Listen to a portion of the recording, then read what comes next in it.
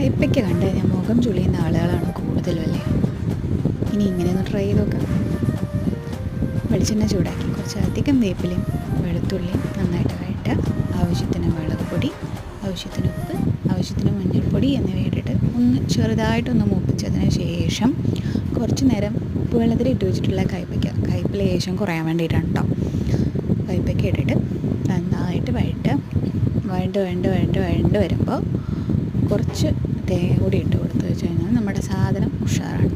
സാധാരണഗതിയിൽ വീട്ടിൽ ചൊവ്വാഴ്ചയും വെള്ളിയാഴ്ചയും മീൻ മേടിക്കാറില്ല.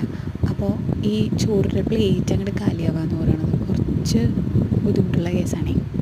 അപ്പോൾ അമ്മ ഇതുപോലെ തൈരും മുളകും ഈ പറഞ്ഞ കയ്പ്പയ്ക്കയും ഒരു മോര് കറിയും പച്ചമോരോ ഒക്കെ കൂടി ഉണ്ടെങ്കിൽ ഒരു പപ്പട ഉപ്പേരിയും കൂടി ഉണ്ടെങ്കിൽ ഉഷാറാവും. ഒന്ന് ട്രൈ ചെയ്ത് നോക്കണേ.